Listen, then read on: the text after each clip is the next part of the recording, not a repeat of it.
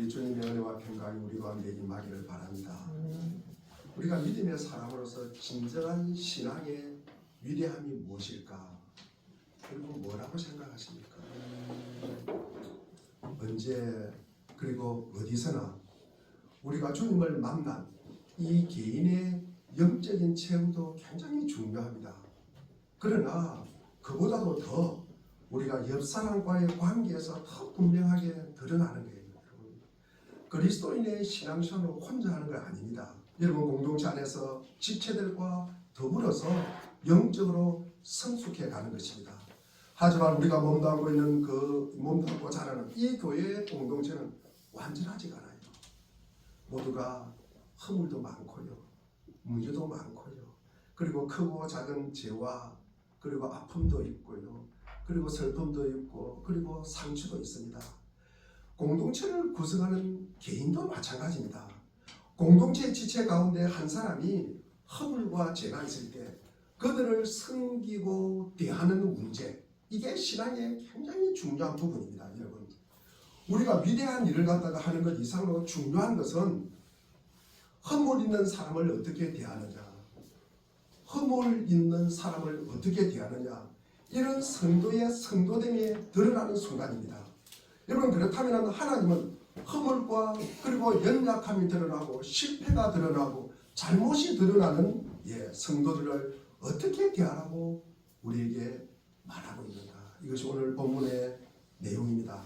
오늘 본문을 비판하지 말라 제목을 삼았습니다. 사람이 남을 갖다가 비판하고요, 그리고 판단하고, 그리고 정죄하고, 그리고 우리가 심판하지 못하는 여러 가지 이유가 있습니다. 그러나 그 중에 세 가지를 잠시 제가 말씀을 드리겠습니다. 우리는 어떤 사건이나 사람들의 쏙쏙거리를 절대로 알아요, 몰라요? 모릅니다, 여러분. 우리 2절을 보면은 너희가 남을 심판하는 그 심판으로 하나님께서 너희를 심판하실 것이요, 너희가 대질하여 주는 그대로 너희에게 되어서 주실 것이다. 이게 여러분, 여기 대질하다, 여러분 되어서 준다는 말씀이 무엇입니까, 여러분? 이것은 죄다, 측정하다는 뜻입니다. 우리가 남을 심판해요. 그러면 그 심판을 기준으로 하나님께서 우리를 갖다가 심판하는 기준으로 삼겠다는 것입니다. 여러분, 우리가 남을 갖다가 대질하거나, 여러분 헤아리거나, 여러분 측정하거나, 그 죄는 그 기준으로 하나님께서 우리에게 심판하실 때 그렇게 하겠다는 것입니다. 여러분, 우리 로마서 우리가 2장을 보면은, 2장 1절에 보면은 제일 먼저 이 유대인들의 문제점을 지적합니다. 로마서의 처음부터 끝까지 내용이 이 내용입니다. 사실은 유대인들의 문제점이 뭐냐? 판단하는 자들아, 남을 판단하는 자들아, 여러분 심판하는 사람이요. 그러면서 로마서가 시작이 됩니다. 2장부터. 이 내용은요, 여러분 14장에도 그 이야기가 나옵니다. 우리 14장 우리가 10절에 보니까 이 비판하는 일은 하나님의 심판대 앞에 선대요. 여러분, 무섭지 않습니까? 여러분, 우리는 그 사람의 환경이나 입장을 갖다가 되기 전에는 그 사람을 알지를 못해요. 우리는 그 사람의 전인격을 알지를 못합니다. 그 사람의 형편과 그 사람의 처지와 그 사람이 어떤 입장에 있는지를 여러분 모릅니다. 여러분, 우리가 한 가지 상황만을 보면은 저 사람이 믿음도 없고 사랑도 없고 배려도 없고, 여러분 너무나 무례하다고 우리가 말할 수 있지만, 다른 상황을 보면은, 다른 사건을 갖다가 접하다 보면은 그 사람이 너무나 믿음이 좋고요, 사랑도 그리고 배려도 있고요, 그리고 굉장히 여러분 참 진솔한 사람이다, 우리가 이렇게 말할 수가 있잖아요. 그렇기 때문에 우리가 비판하면은 참 조심을 해야 되는 것입니다. 두 번째로, 어떤 사람을 갖다가 판단하는 데는 여러분 공평하지 않다는 거죠. 여러분, 팔은 안으로 굽어요, 밖으로 굽어요? 아니요. 안으로 굽습니다. 그래서 우리 3절을 갖다가 우리가 한번 읽어보겠습니다. 3절입니다. 시작. 어찌하여 내 눈 속에 있는 티는 보고 내 눈 속에 있는 들보는 깨닫지 못하느냐. 들보가 뭡니까? 여러분, 큰 어떤 기둥과 기둥 사이에 올리는 들보, 가장 우리 시골에서 이 집을 지을 때 들보를 갖다가 가장 큰 것을 올립니다. 기둥보다도 더 큰 것을 갖다가 올리는 것이 들보입니다. 그런데 기끌하고 들보하고 굉장히 좀 과장된 표현이 있는 것 같습니다만, 사람은 누구나 늘 자기 쪽으로 기울어져 있어요. 이것을 갖다가 우리가 신학적으로 재성이라고 이야기합니다. 재성. 굉장히 이제 자기 쪽으로 기울어진다는 말은 뭡니까? 이기적이라는 거죠. 이기적이다. 그래서 이거를 우리가 재성이라고 이야기합니다. 우리가 1만 달란트 빚진 이 사람이 탕감받은 사람이 100데나리온 빚을 진 동료를 갖다가 용서해 주지 못하는 비유를 우리는 알고 있잖아요. 그 비유와 비슷합니다. 남의 눈에 있는 티끌을 보기 이전에는 남의 눈에 있는 벌본을 갖다가 우리가 먼저 보아야 우리가 공평하잖아요. 그렇죠? 그렇잖아요. 그런데 대부분의 사람들은 그러지 못해요. 대부분의 사람들은 자기 눈에 있는 벌본을 보지 못하면서 남의 눈에 있는 티끌은 우리가 잘 보는 것이 우리의 인간의 속성이라는 것입니다. 우리가 2절에 보니까 너희는 2인칭 복수로 되어 있습니다. 우리 3절과 4절에 보니까 당신 2인칭 단수로 되어 있는 모습을 보게 됩니다. 문장을. 그래서 각자 개별적으로 우리가 이 덜보를 봐야 되는 거예요. 우리가 이것을 갖다가 깨우치게 되는 거예요. 남이 당신이 덜보가 있고 허물이 있다. 그렇게 이야기하면 여러분 갈등이 생기잖아요. 남이 이야기하면요. 여러분 그 이야기 듣기를 좋아하는 사람은 없습니다. 여러분. 그래서 본인이 스스로 깨달아야 됩니다. 그래서 단수로 기록되어 있는 거예요. 본인이 내가 이런 덜보가 있구나. 이런 참 잘못이 있구나. 내가 참 못된 습관이 있구나. 이것을 스스로 깨우치게 되는 것입니다. 스스로 깨우치고 스스로 이것을 돌아보고 스스로 고쳐야 되는 것입니다.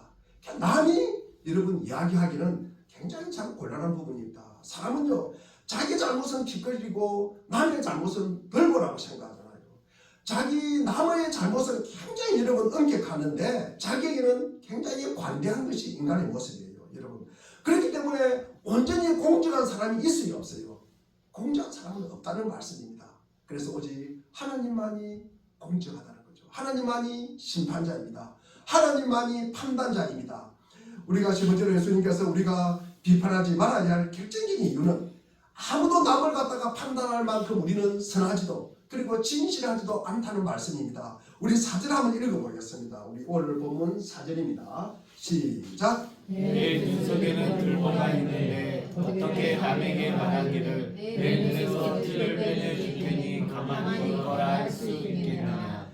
예수님께서는 제 눈에 들보를 갖고 있으면서도 남의 눈 속에는 티를 갖다가 빼내려고 하는 사람들의 이 생생한 모습, 여러분 이것이 우리의 모습이 아닌가. 우리가 이 잘못이 더 많음에도 불구하고 남의 잘못 그거 자꾸 빼주려고 그러고 고치려고 그러고 여러분 그렇게 한다는 거죠. 이게 이제 우리 인간의 모습이라는 거죠. 우리가 세상은 비판하는 데 매우 열심입니다. 그러나 자신의 행동은 그 비판의 대상이 아니라고 생각하는 거예요. 그런 착각을 하고 살아가는 것이 우리의 모습이다. 남을 비판할 만큼 훌륭한 사람은 이 세상에 있다 없다? 없다는 거예요. 여러분. 우리는 남의 결점을 찾아내서 고치려고 하지 않더라도 여러분 우리 자신의 생활을 고치고 내 습관을 고치고 내 잘못을 갖다가 고치는데 이 일만으로도 여러분 엄청나게 벅찹니다. 여러분. 너무나 벅찹니다. 그런데도 우리는 남의 잘못을 갖다가 여러분 관심을 가지지 마시고 남의 잘못은 여러분 관심을 끄시고 여러분 남의 잘못은 하나님께 맡겨두는 것이 우리 믿음의 사람의 현명한 처사고 지혜입니다. 우리가 비판을 한다는 것은 그것 자체가 우리가 부정적이거나 그리고 쓸모가 없다는 그런 뜻은 아닙니다. 우리가 사람은요 굉장히 논리적이고 합리적이고 그리고 이해가 되고 그리고 다른 사람이 들으면 귀가 쏙쏙 이렇게 이해가 되고 쏙쏙 이렇게 머리에 박히고 여러분 그리고 용납되고 그리고 무슨 일을 갖다가 납득하기 위해서는 우리가 토론도 하고 여러분 비평도 하는 것 당연합니다. 우리가 히브리서 5장 14절을 보면 그러나 단단한 음식은 장성한 사람들의 것입니다. 그들은 경험으로 선과 악을 분별하는 세련된 지각을 가지고 있는 사람들입니다. 여러분 지각을 사용하여 선악을 분별하는 것이 성도의 자질이라는 거죠. 여러분 하나님의 속성은요 우리가 거룩도 있고 자비도 있고 공의도 있고요 사랑도 있고요 많은 것이 균형을 이루고 가지고 있습니다. 그리고 또 잘못이나 그리고 악이 드러났을 때는 바르게 시기도 또 합니다.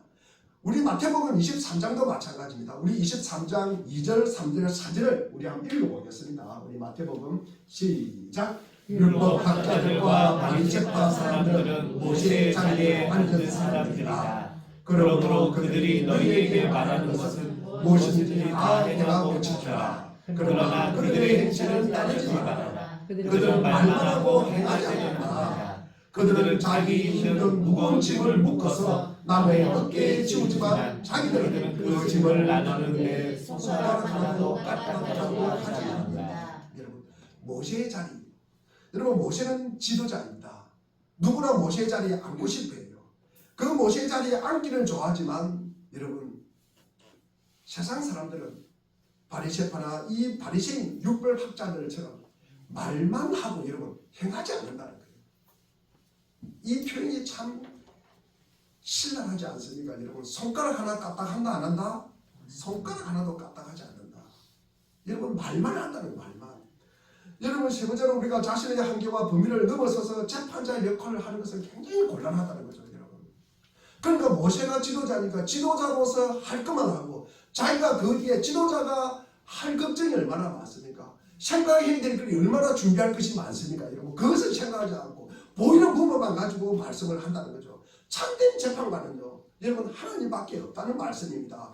우리의 판단 범위를 넘어서는 능력은 하나님께 맡겨드리는 것이 우리가 성도로서 갖춰야 할 겸손이라는 말씀입니다. 우리가 예를 들어서 제가 설명을 하겠습니다. 우리 공동체에 지체들의 말과 행동을 보면서 그렇게 하지 마십시오. 제가 지난주에 문자를 보냈습니다. 예배 10분 이내 도착하십시오. 여러분, 예배 드리기 전에 그 앞에서 우왕좌왕 하지 마시고 오셔서, 여러분, 이 공간이 좁잖아요. 공간이 좁으니까 여기서 기도도 하시고, 그리고 오늘 본문 말씀도 읽어보시고, 그리고 말씀 나눈 다음 읽어보시고, 그리고 오늘 본문에 도대체 이 내용이 뭔가를 갖다가 한번 보시고, 우리가 또 뭡니까? 그 주기도문도 한번 읽어보고 사도신경도 한번 읽어보고 내가 고백할 것, 그리고 그런 걸 한번 찾고 성경 찬송가도 찾고 그러면서 그 시간을 갖다가 보내는 거예요. 그 시간을 준비했는데 밖에서 시끄러우면은 여러분 여기 좁아가지고 너무 시끄러워요. 그러니까 앞에서 기도하는 사람이 기도할 수가 없어요. 그래서 문자를 보냈습니다. 10분 전에 도착하시고 조용히 하시라고. 그렇게 제가 문자를 보냈습니다. 우리가 성도로서 우리가 바르게 행하지 못할 때는, 여러분, 바르게 행하지 못하는 그 부분을 우리가 사람으로 우리가 말을 하는 거예요. 말을 해야 됩니다. 그러나 이 경우에도 제가 그런 말씀을 보냈지만도 제가 막 이거 밖에서 떠드는 사람은 우리 성도도 아니고 구원받은 사람도 아니다, 그렇게 한다는 것은 여러분, 이것은요, 여러분, 그 범위를 벗어난 거잖아요. 벗어난 것입니다. 그래서 그렇게 하면 곤란하다는 거죠, 여러분. 그것은 우리의 영역을 갖다가 벗어난 것입니다. 우리가 지체의 말과 행동에 대해서 판단하고 분별하고 우리가 말할 수는 있지만 우리가 그 마음을 갖다가 판단할 능력은 없는 거예요. 그러므로 내면의 동기까지가 우리가 추론해가지고 이걸 갖다가 이야기한다는 것은 굉장히 곤란하다는 말씀입니다. 우리 비판이 가지는 정죄감, 우리가 심판성 같은 것, 여러분, 경계하고 우리가 굉장히 조심해야 하지만 우리가 비판을 함으로써 마치 자기가 어떤 흠을 잡아내고 우리가 잘못된 것을 갖다가 찾아낼 수 있는 그 수준과 그 안목을 가졌다고, 그리고 그것을 갖다가 우리가 실력이라고 여기는 것은 굉장히 곤란하다는 거죠. 곤란하다. 때로는 내가 남을 지적하고 내가 남을 갖다가 이야기하면서 내가 우월감을 느낀다. 이것은 굉장히 병입니다. 병. 그것은 병입니다, 여러분. 그렇게 습관적으로 하는 분도 계십니다, 여러분. 우리가 에베소서 우리가 4장 13절과 14절을 갖다 읽어보면은 우리 한번 읽어보겠습니다. 에베소서 시작. 그리하여 우리 모두가 하나님의 아들을 믿는 이와 아는 일에 하나가 되고 온전한 사람이 되어서 그리스도의 충만하심에 경제하기 가능하게 됩니다. 우리는 더 이상 더 어린아이로 있어서는 안 됩니다. 우리는 인간의 속임수나 강요한 수술수에 빠져서 온갖 교훈의 풍조에 흔들리거나 이리저리 밀려다니지 말아야 합니다. 여기에서 가장 중요한 그리스도의 장성한 분량, 그리스도의 장성한 분량까지, 이것을 갖다가 우리는 완전이라고 이야기합니다. 이 완전에 가는 길은 시간이 걸리는 과정입니다. 여러분, 과정입니다. 여러분, 그 완성으로 가는 데는 가장 중요한 핵심이 되는 내용은 사랑이라는 거죠. 사랑. 여러분 사랑입니다. 오늘 우리가 마태복음 7장에 비판하지 말라는 이 가르침과 우리가 연결해서 현실 속에서 기독교 신앙이란 어떤 완제품이 아니에요. 여러분. 우리 신앙은 우리가 주님 앞에 갔을 때 우리가 영화로운 단계에 갔을 때 완제품이 되는 것이 이 땅에서는 여러분 많은 흠을 가지고 있는 사람들입니다. 여러분 우리가 휴대폰이나 이 생산된 제품 이 모든 제품은 완전하게 만들어졌을 때 완전하니까 불완전합니까? 휴대폰 같은 건 완전해요. 그죠? 우리가 통화가 되고 뭐가 이렇게 인터넷도 되고요. 우리가 만들어내는 제품은 완전합니다. 그 용도와 기능이 완벽합니다. 여러분 그 부족함이 있으면 불량품이잖아요. 여러분 불량품을 어떻게 합니까? 여러분 반품하는 거예요. 반품. 그러면 그 반품되면 여러분 수리하든지 안 되면 뭡니까? 그 회사에서 필기처분을 하는 거예요. 필기처분. 그러나 기독교 신앙은 이 완제품으로 우리가 물건이 만들어지는 건 아니잖아요. 그렇기 때문에 완전하게 만들어지는 것이 아니라 우리가 자라나는 거예요. 자라나는 거. 낳고 자라는 것입니다. 여러분 만들어지는 것이 아니라 생명에 관한 것입니다. 여러분 제가 쉽게 설명을 하면은 우리가 어린아이를 보면 알잖아요. 어린아이를 보면 알잖아요. 우리가 알다시피 식사할 때 보면은 여러분 흘리고 쏟고 뛰어다니고 어린아이들과 같이 함께 밥을 먹으면 정신이 있어요 없어요? 예. 지난번에 우리 설립 감사회 때 우리 사모님이 그냥 가실 때 우리 최일옥 사모님께서 그래서 애들하고 같이 식사하라고 가시라고 하니까 같이 식사하면 정신이 없대요. 그 말이요. 제가 늘 귀에 정정합니다. 여러분 정신이 없어요. 애들하고 같이 밥을 먹으면. 여러분 그렇다고 우리가 어린아이를 갖다가 이게 불량품이다 그런 이야기 합니까 안 합니까? 그런 이야기 안 하잖아요. 여러분 이거 반품해야 되겠네. 여러분 이 아이가 계란이 많으니까 여러분 폐기 처분해야 되겠니? 그런 이야기 합니까 안 합니까? 그런 이야기 절대 안 하잖아요. 여러분 우리가 그 아이들을 보면서 우리가 이 아이들이 아무리 여러분 그 아이들에게 우리가 뭐라고 이야기합니까? 계란이 많다는 그런 이야기를 하는 대신에 어려서 그렇다. 우리가 어려서 그렇다. 그렇게 이야기하잖아요. 우리 기독교 신앙에서 우리가 비판하고 비평하는 것은 완제품을 근거로 해서 결함을 지적하는 거 아닙니다. 여러분 기독교 신앙에서는 자라나는 것에 대한 문제를 갖다가 우리가 안다면 우리는 함께 애를 쓰고 함께 관심을 가지고 함께 우리가 노력해야 되는 것입니다. 이 문제는 우리 갈라디아서 6장 1절과 2절 말씀을 우리가 읽어보겠습니다. 우리 갈라디아서 6장 1절 2절입니다. 시작. 오늘 자매 여러분 어떤 사람이 언제 빠진 일이 드러나면 성령의 인도하심을 따라 사는 사람인 여러분은 온유한 마음으로 그런 사람을 바로잡아주고 자기 스스로를 살펴서 유혹에 빠지지 않도록 조심하십시오. 여러분은 서로 남의 짐을 져주십시오. 그렇게 하면 여러분이 그리스도의 법을 성취하실 것입니다. 여러분 잘못을 하거나 여러분 어떤 죄에 빠진 일이 드러나면 여러분 바로 잡아야 합니다. 여러분 방치하면 안 됩니다. 그런데 바로 잡는다는 것이 우리가 완제품의 결함을 갖다가 고치는 그런 문제가 아니라는 거죠. 여러분 우리 휴대폰 고치는 그런 문제가 아니고 여러분 유기적인 생명체의 회복을 여러분 도우라는 말씀이에요. 상대도 인격이 있어요. 여러분 상대도 성질이 있어요. 여러분 상대도 살아서 움직이는 유기체입니다. 이것이 여러분 자라도록 하는 거예요. 자라도록 그것을 도우라는 말씀입니다. 온유한 마음으로 우리가 바로 잡아주고 서로 짐을 져주라 라고 기록되어 있습니다. 예를 들어서 팔이 부러졌어요. 여러분 병원에 갑니다. 그러면 어떻게 합니까? 기부술을 합니다. 기부술을 합니다. 아마 뭐 한 달 이상 이렇게 목에 이렇게 걸고 있어야 됩니다. 그런데 여러분 우리가 팔이 금이 간다든지 부러졌다 그래가지고 팔 불량품이니 그러면서 팔 잘라버려야지 그런 사람이 있습니까 없습니까? 없습니다. 여러분 물론 의료적인 도움이 필요하지만 여러분 가장 중요한 것은 이 팔이 금이 간 것이 붓고 이것이 회복되도록 여러분 기다리는 거예요. 기다리는 거. 기다리는 것입니다. 여러분 그러면서 이 목은요 여러분 머리를 갖다가 받치고 있잖아요. 머리가 무거워요. 머리의 무게가 우리 몸무게에 얼마 정도 되겠습니까?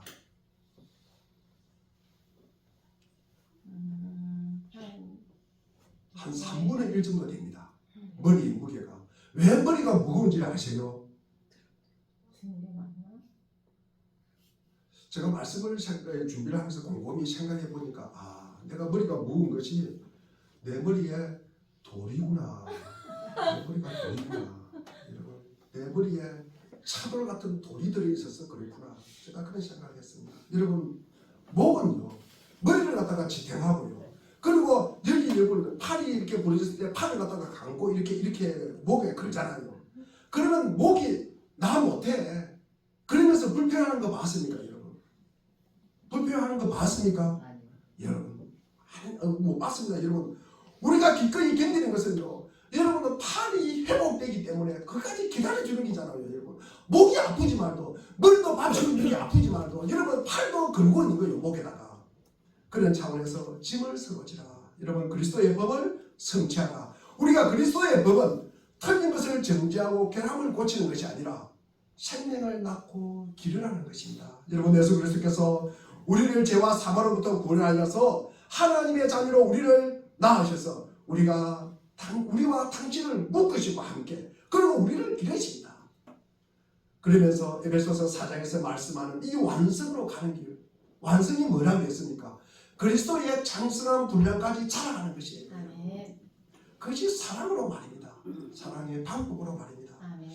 우리가 교회 공동체에서 우리가 자라나고 우리가 회복시키고 우리가 짐을 나누어야 하는 이 문제인 것을 우리가 모르면은 우리 갈라디아서 6장 3절 같은 말을 하게 된다는 거죠. 우리 6장 3절 한번 읽어보겠습니다. 시작. 어떤 사람이 아무것도 아니면서 무엇이 된 것처럼 생각하면 그는 자기를 속이는 것입니다.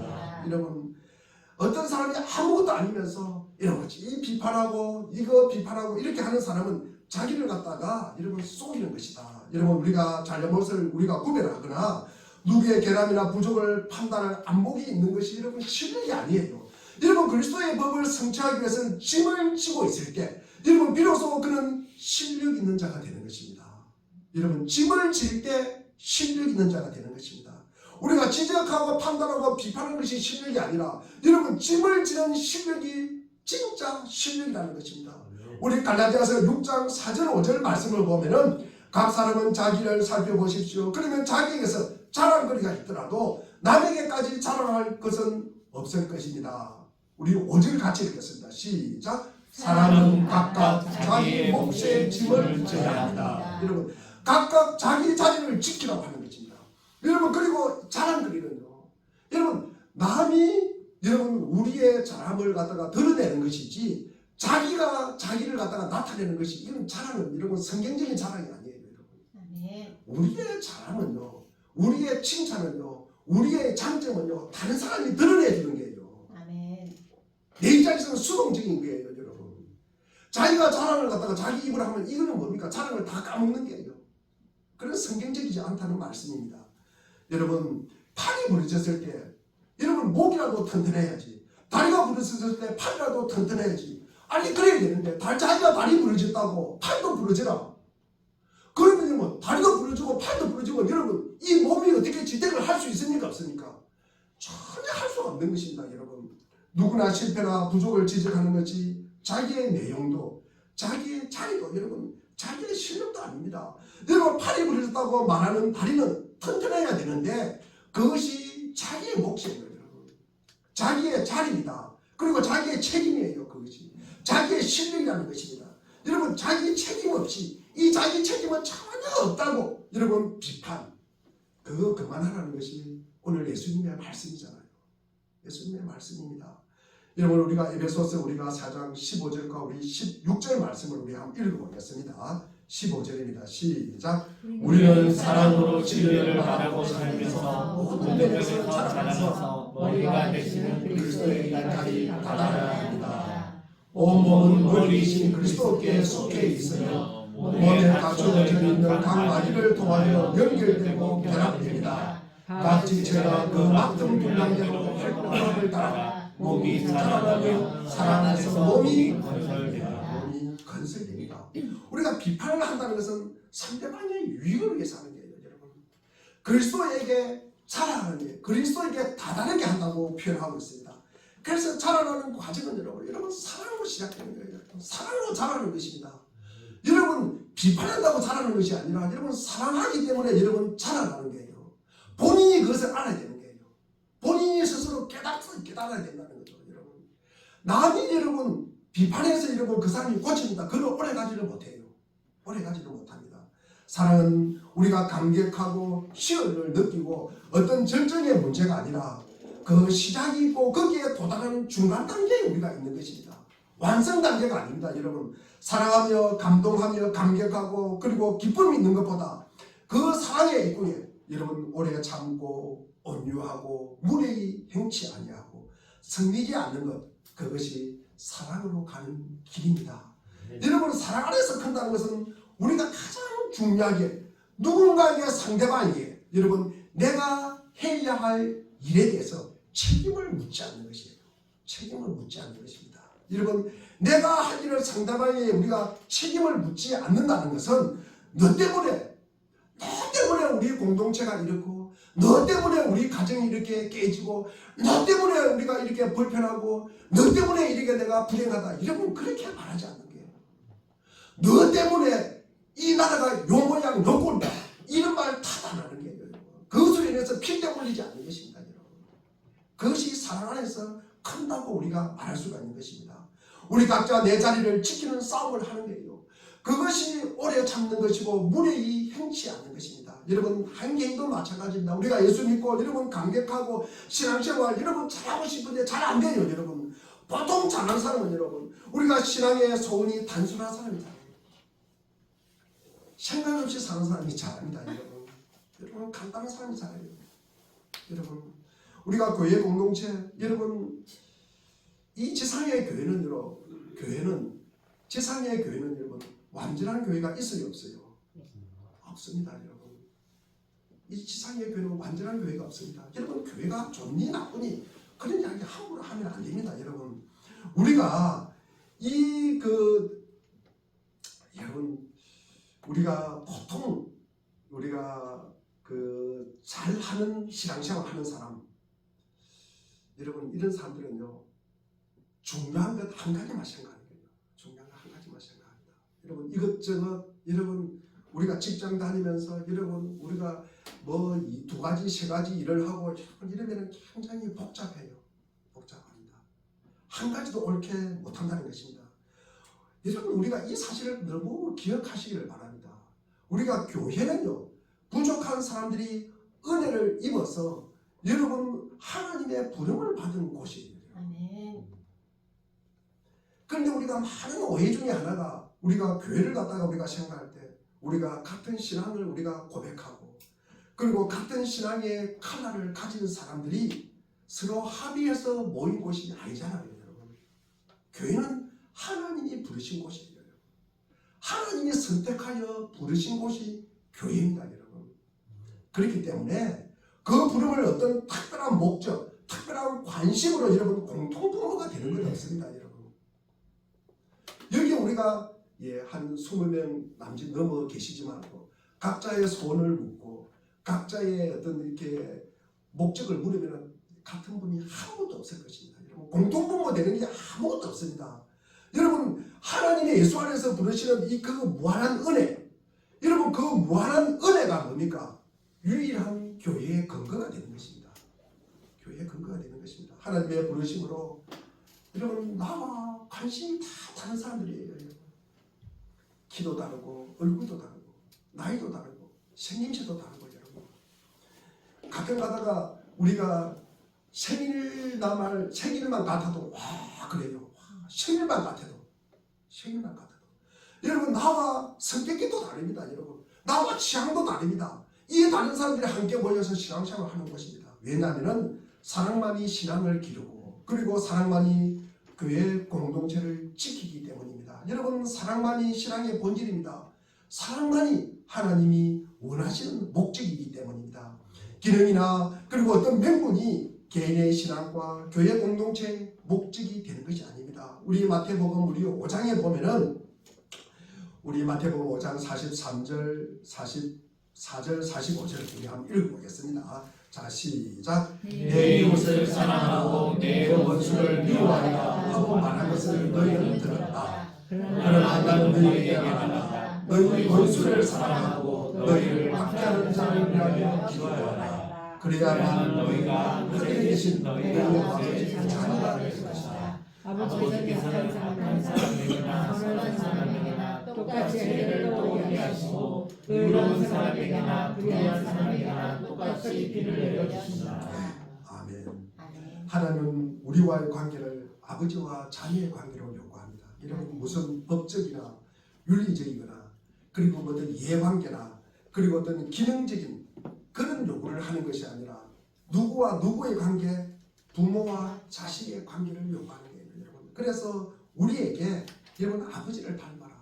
여러분 우리에게 원수를 사랑하라. 여러분 왜 원수를 사랑해야 하냐? 우리 아버지가 여러분 용서와 관용의 아버지이기 때문입니다. 왜 원수를 사랑하고 왜 나를 갖다가 박해하고 핍박하는 자를 위해서 기도하리라고 하였습니까? 45절에 답이 나와 있잖아요. 너희의 아버지의 자녀가 되는 길이에요. 그것이. 우리가 하나님의 자녀라고 말하지 않습니까, 여러분? 그 말 함부로 여러분 나는 진짜 하나님의 자녀일까? 여러분 곰곰이 한번 생각해 보시기를 바랍니다. 우리가 배워야 할 이 신앙의 중요한 본질은 사랑입니다.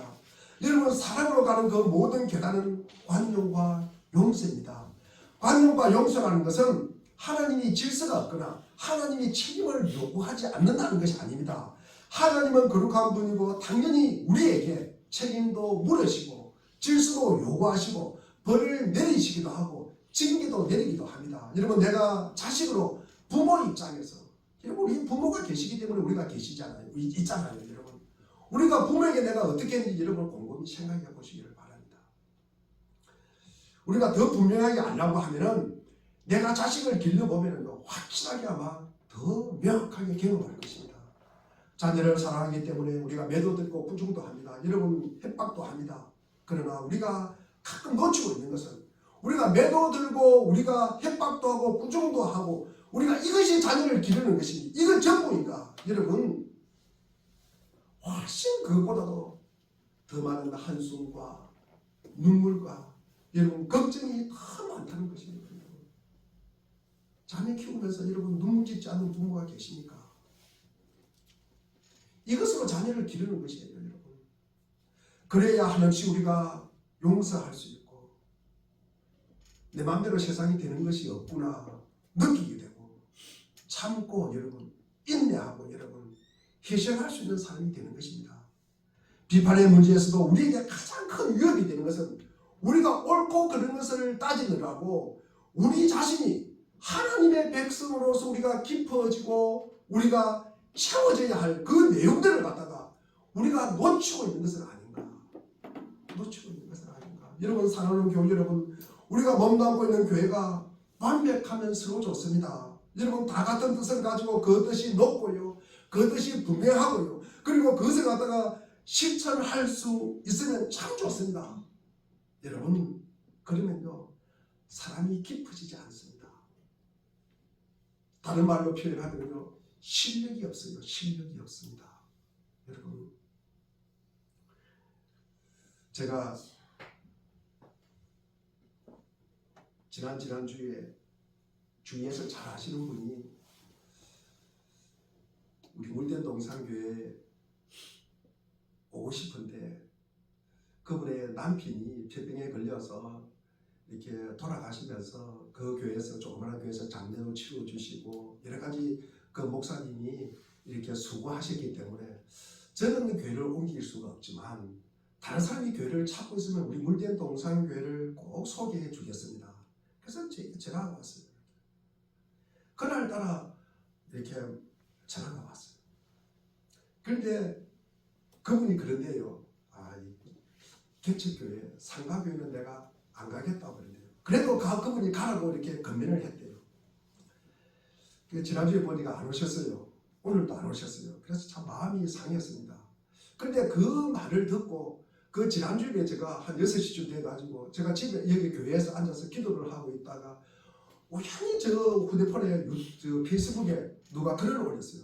글을 보니까 오륜교회 김우로 목사님이 올린 글이에요. 그래서 오륜교회 목사님들은 자기를 참 너무 이렇게 사랑을 많이 해주고 그런다고 그러면서 자기 오륜교회 목사님 그 성도들이 하는 이야기가 우리 목사님은 개척에서 제일 좋고 유학 갔다 하지 않아서 좋고 10명 있을 때부터 20명 있을 때 지금 이렇게 많은 숫자가 됐을 때까지 경험하신 그 목사님이 너무 좋다. 너무 좋다. 그 말이 제게 얼마나 위로가 되는지를 몰랐어요. 위로가 되는지. 때로는 우리가 상가교회, 개척교회 여러분 오보지도 않습니다.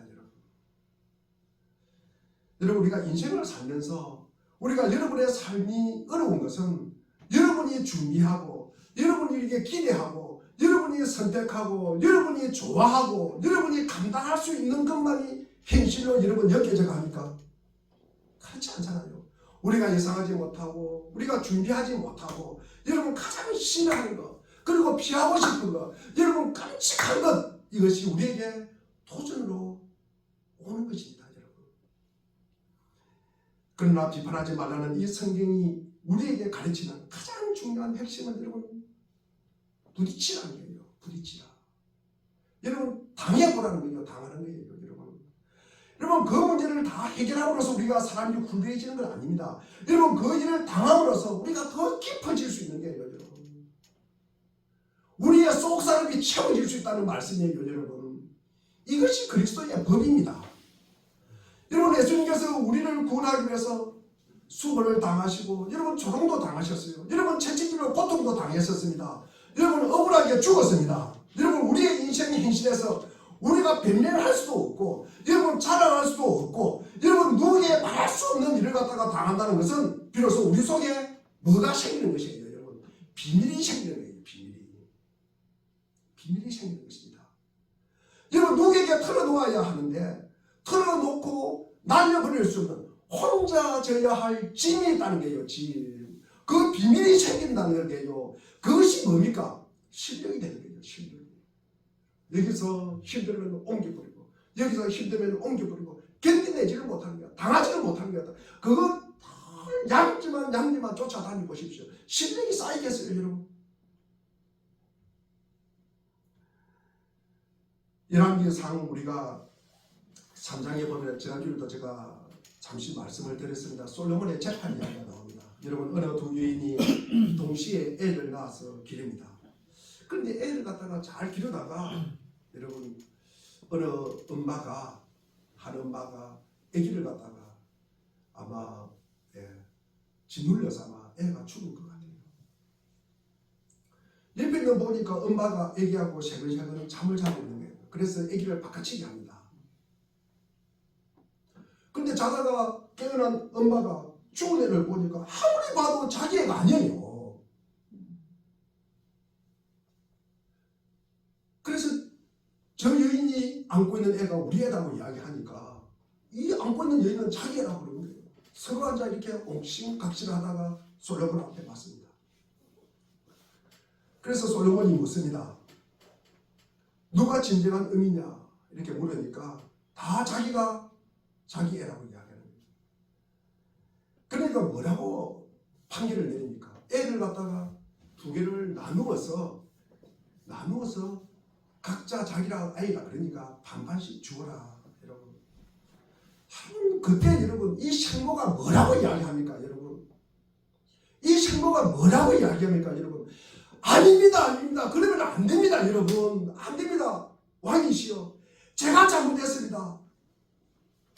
저 아이는 저 여인의 것입니다. 여러분. 죽이지 말아주세요. 제가 죽을 죄를 지었습니다. 여러분 이 지혜의 뜻을 아시겠습니까? 하나님은 우리에게 그런 아버지이십니다. 아멘.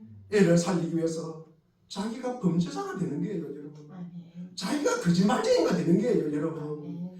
자기가 죽음을 자초하는 것이에요. 여러분. 아멘. 이게 짐을 지는 거예요. 이게 짐을 지는 것입니다. 이것이 성경이 우리에게 하고 싶은 이야기잖아요. 여러분. 성경이 우리에게 하고 싶은 이야기가 이 이야기입니다. 여러분. 우리는 비판이 옳고 그런 문제라고 생각합니다. 비판을 함으로써 시시비비를 가리고 여러분 완전을 나아가고 완전을 지키는 것이라고 여러분 생각을 합니다. 그러나 성경은 여러분 완전은 여러분 사랑이라는 거예요. 여러분. 사랑은 여러분 완전품이 아닌 거예요. 여러분. 사랑으로 가는 거예요. 여러분. 사랑만이 여러분 우리를 자라게 할 수 있다는 것입니다. 우리 갈라디아서 6장 3절 조금 전에 봤던 말씀처럼 어떤 사람이 아무것도 아니면서 무엇이 된 것처럼 생각하면 그는 자기를 속이는 것이다. 이게 신앙의 본질에 관한 주님의 우리에게 말씀하시는 가르침입니다. 주님이 오셔서 우리의 중심이 되어주시길 바라는 이 대림절 세 번째 주일입니다. 여러분 빛이신 주님이 어두운 세상을 밝히기 위해서 오고 계십니다. 여러분 우리가 그 빛을 나르는 사랑의 등잔이 되어야 되지 않겠습니까? 사랑으로 믿는 내 이웃과 믿지 않는 자들일지라도 세상의 모든 영혼들을 위하여 자신이 자기의 권리를 다 쓰지 않는 것입니다. 하고 싶은 말 다 안 하는 것입니다. 여러분 좀 남겨두어야 하는 것입니다. 사랑은 다른 사람을 끌어안는 것이라고 여러분 우리에게 가르치고 있는 것이에요. 우리 사랑하는 문제동상교교 여러분, 여러분의 인생이 고달픈 것은 여러분 기도하여 문제가 해결되지 않는 것도 있지만 여러분 그 고달픔이 여러분을 갖다가 만드는 것이에요. 여러분을 갖다가 여러분 자라게 하는 것입니다. 여러분을 고달픔이 여러분을 갖다가 성숙되게 하고 여러분을 갖다가 깊어지게 하고요. 여러분을 갖다가 채워지게 하는 것입니다. 여러분 우리 마음에 들지 않는 건 여러분은 너무나 많습니다. 저는 저 자신이 마음에 안 들어요. 내가 그래도 명식이 목사인데 여러분 이것밖에 안 되나? 여러분 제가 생각하면 눈물로 여러분 지시지 않을 수가 없습니다. 여러분 우리의 자식, 여러분 우리의 부모, 여러분 우리의 가족들, 여러분 마음에 안 드는 교회, 여러분 우리 상가교회 제가 그 이야기 들을 때 마음이 찢어지지 않은 것 같은 찢어진 것 같은 느낌을 받았습니다. 여러분 우리나라의 지도자들 그리고 여러분 마음이 세상에 드는 것이 많습니까? 안 드는 게 많습니까? 여러분 우리가 세상을 살아가면서 내 자식이 내 마음에 쏙 들어요. 여러분 내 배우자가 마음에 쏙 듭니까? 여러분 날마다 내 호주머니에 엮고 다니고 싶습니까? 여러분 그런 분도 계시겠죠. 여러분 그러나 어떤 조건 속에 있더라도 가만히 보면 하나님이 우리 안에서 이루려고 하는 것이 있기 때문입니다.